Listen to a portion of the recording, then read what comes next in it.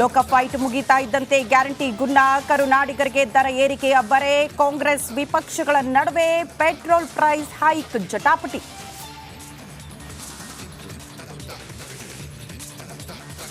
ಇವತ್ತು ಸಂಜೆಯೊಳಗೆ ಪೆಟ್ರೋಲ್ ದರ ಇಳಿಸಿ, ಇಲ್ಲವಾದ್ರೆ ಉಗ್ರ ಹೋರಾಟವನ್ನ ಎದುರಿಸಿ ಸಿದ್ದರಾಮಯ್ಯ ಸರ್ಕಾರಕ್ಕೆ ವಿಜಯೇಂದ್ರ ವಾರ್ನ್.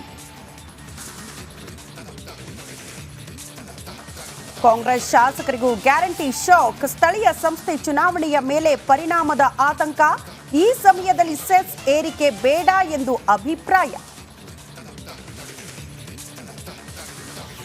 ಕೊಲೆ ಕೇಸ್ನಲ್ಲಿ ನಟ ದರ್ಶನ್ ಲಾಕ್, ಕಾಟೇರನಿಂದ ಕುಟುಂಬಸ್ಥರ ದೂರ ಬಂಧನವಾಗಿ 5 ದಿನವಾದರೂ ಬರಲೇ ಇಲ್ಲ ದಾಸನ ಬಳಗ.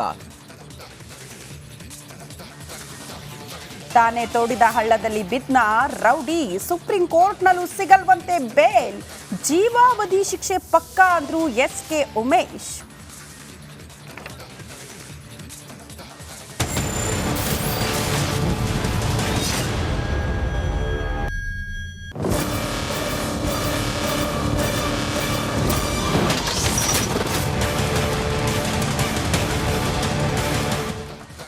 ನಮ್ಮ ಮೂವರು ಪ್ರತಿನಿಧಿಗಳು ಕೂಡ ನೇರ ಸಂಪರ್ಕದಲ್ಲಿ ಜಾಯಿನ್ ಆಗ್ತಿದ್ದಾರೆ. ಬೇರೆ ಬೇರೆ ಸುದ್ದಿಗಳ ವಿಚಾರಕ್ಕೆ ಸಂಬಂಧಪಟ್ಟಂತೆ ಒಂದ್ ಕಡೆ ಸೆಸ್ ಏರಿಕೆ ಮಾಡಿದೆಯಲ್ಲ ಪೆಟ್ರೋಲ್ ಡೀಸೆಲ್ ಮೇಲೆ ರಾಜ್ಯ ಸರ್ಕಾರ, ಅದರ ಕುರಿತಂತೆ ವಿಪಕ್ಷಗಳು ಇವತ್ತು ದೊಡ್ಡ ಮಟ್ಟದ ಹೋರಾಟಕ್ಕೆ ಮುಂದಾಗುತ್ತಂತೆ. ಆ ಕುರಿತು ಮಾಹಿತಿ ಕೊಡೋದಕ್ಕೆ ಸುರೇಶ್ ನೇರ ಸಂಪರ್ಕದಲ್ಲಿದ್ದಾರೆ.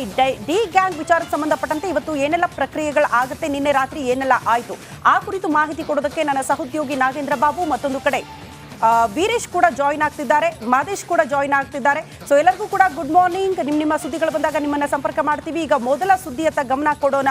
ಇಡೀ ರಾಜ್ಯದ ಜನ ಶಾಕಿಗೊಳಗಾಗಿದ್ದಾರೆ. ನಡಿ ಈಗ ಶುರು ಮಾಡೋಣ.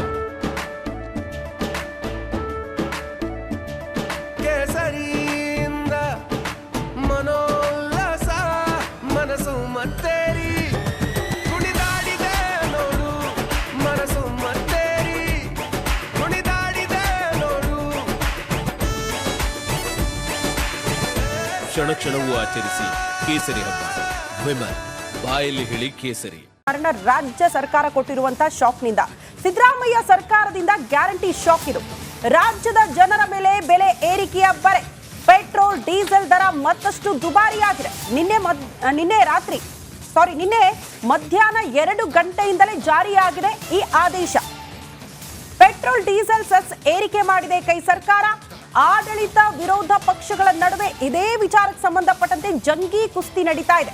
ಬೆಲೆ ಏರಿಕೆಯ ಪರ ವಿರೋಧದ ಜೋರು ಜಟಾಪಟಿ ಆಗ್ತಾ ಇದೆ. ಒಂದನ್ನ ಅರ್ಥ ಮಾಡ್ಕೊಳ್ಬೇಕು, ಜನಸಾಮಾನ್ಯರೇ ಹೇಳ್ತಾ ಇರೋದು ರಾಜ್ಯ ಸರ್ಕಾರಕ್ಕೆ, ನಮ್ ದುಡ್ಡು ಇಸ್ಕೊಂಡು ನಮ್ಗೆ ಕೊಡ್ತಾ ಇದ್ದೀರಾ ನೀವು ಅಂತ, ಯಾರಿಗ್ ಬೇಕಾಗಿತ್ತು ನಿಮ್ಮ ಗ್ಯಾರಂಟಿ ಯೋಜನೆಗಳು ಅಂತ.